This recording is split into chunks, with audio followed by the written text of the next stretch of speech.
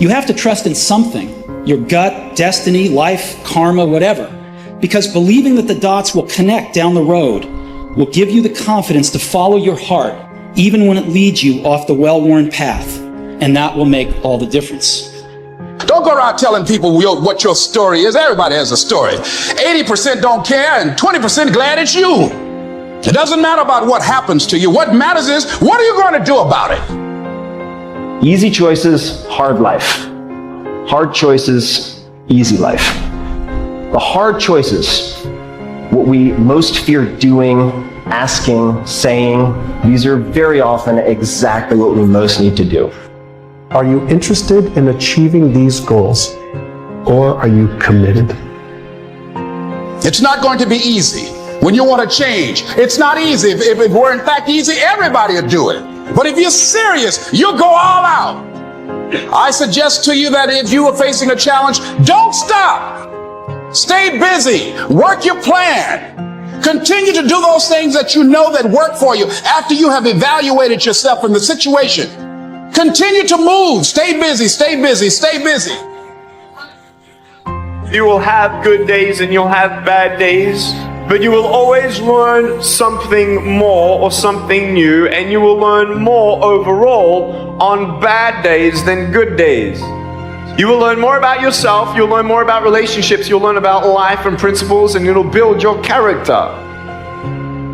You don't have to force yourself or motivate yourself to think negatively, to be depressed, to beat yourself up over the head. Your mind is on automatic. It will do that by itself. But if you want to begin to move into your own personal greatness, if you want to begin to really enjoy a happy, successful, healthy life, you've got to be willing to go against the tide. You've got to be willing to harness your will and say, in spite of this, I'm in control here. I'm not going to let this get me down. I'm not going to let this destroy me. If you wake up in the morning and you start having negative thoughts, man, this ain't my day. I woke up on the wrong side of the bed. I'm tripping. I just don't feel myself. In the middle of the day, if you feel yourself doing that, stop. Just stop for a second and start going over in your mind everything you have to be grateful for. Not everything you want, everything you already have, because what you have is substantial.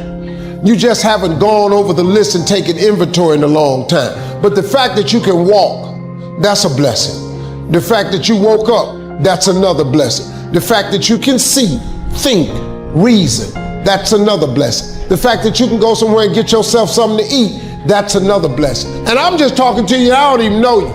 I could give you 50 things you ought to be grateful for right now. I don't even know you. Start coating your mind with gratitude. It'll change everything for you.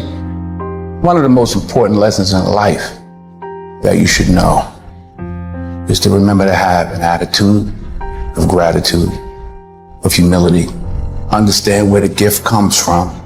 It's not mine, it's been given to me. Use what I have, use what you have to help others. You know, on your last day, you can't take it with you, but you can leave it here. One of the things limiting you from your income, your impact, a world-class life. You care too much about what people think about you. It is a neurobiological wiring. It served us thousands of years ago. We wanted to fit into the crowd because if we left the crowd or our social network, we would die of starvation or we would be eaten by saber-toothed tigers. Now we're in the modern age and we are frightened. We are terrified. Our amygdala goes crazy. Cortisol, the fear hormone, starts to pulse through our system if we leave the crowd. Everyone has an opinion. Why let the opinions of other people deny you from a life that will make history? It's very important that you engage in an ongoing process to develop you. Spend more time on yourself than what you've been spending. Working on yourself, talking to yourself, overcoming the negative conversation, that inner dialogue that's going on all the time, even when you don't want it to be there. You can't stop yourself right now from thinking. You can't do it. And so learning how to empower yourself, part of doing that is standing up to yourself. You got to stand up inside yourself sometimes and say, shut up! I was going to give a presentation, and this voice inside of me saying, you can't do this. You don't have everything it takes. I shut up.